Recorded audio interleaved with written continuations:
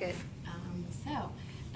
I was in Com 3010, and I always went to the library. I went with Brittany, who's actually in our class. I went with her. We went to, I think, the computer lab, to the comm library. We would always do our work.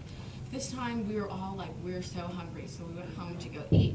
And my roommate was out of town, and I take care of her dog. Sometimes I call him my own, because I love him dearly. And so I took him out to go pee. And we went to our normal spot to go to the bathroom. And he had gotten in an ant hill, an ant pile. And I could hear him like, and I look down and I see all these ants, and I'm like, oh my god, oh my god, oh my god. Like, because the first thing you think about is like, you don't want anything to happen to the dog when under your supervision, because Right. because it's your fault, you know.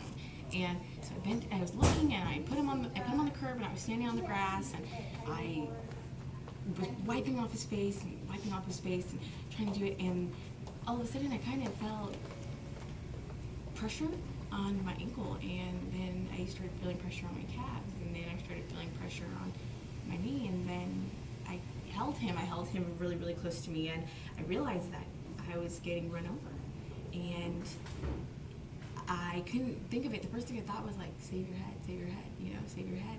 And I was getting pressed, and I remember it went over my entire body, and his name's Polo, he was in my arms, and I could feel him squirming.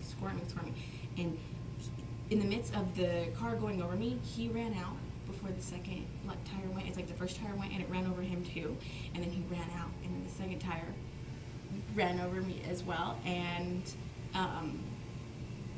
I was dragged like 8 feet, the second one, because he was kind of speeding up, and so I was dragged 8 feet, and I kind of like turned over, and my friend, it was move-out day, so all my friends were like in the parking lot, and they were actually looking at me from the balcony, and I just heard them say, Jay, and they ran downstairs, and I saw them, and I was like, did I just get run over?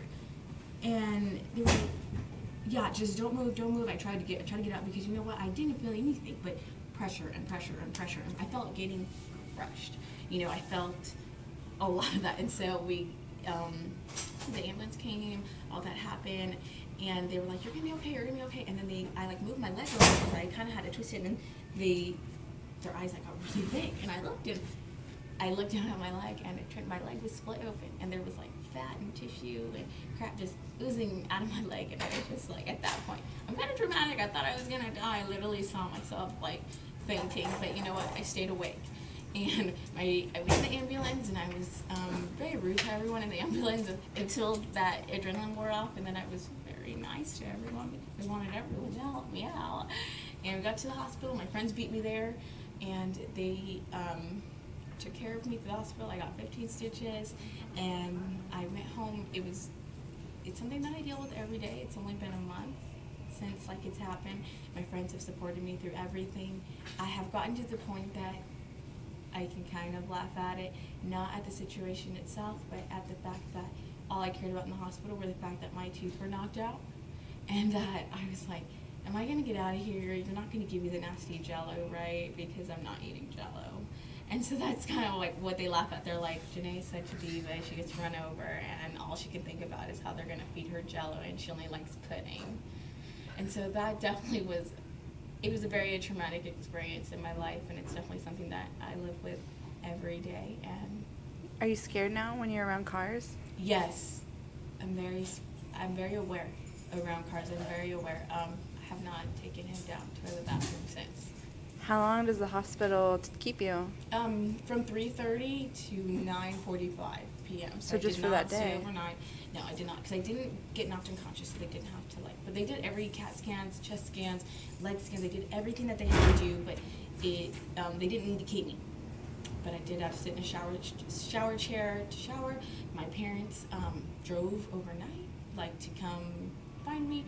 You know, like I said, my leg was split open. My shoulder had no skin on it, and my 4 teeth. Was the healing process painful? Yes, I had to take showers, and water itself burned it, and I had to put soap too. Yeah, so water burned it, and then I had to put soap, and it was definitely, that was the most emotional period. I went through every emotion every day. Like, I was happy, I was sad, I was angry, I was positive. Then I was happy, I was sad, I was angry, I was positive. And so that definitely was hard to come to terms because I feel like sometimes you feel like I was going crazy, you know, because I was going through like every emotion. But then I just realized it was the acceptance process. But yes, I am aware, and I don't let people drive me too often because like I like to be cautious, and I tend to be the backseat driver that's like, hold on, someone's right there. Hold on. So I am a little bit more overprotective, but okay.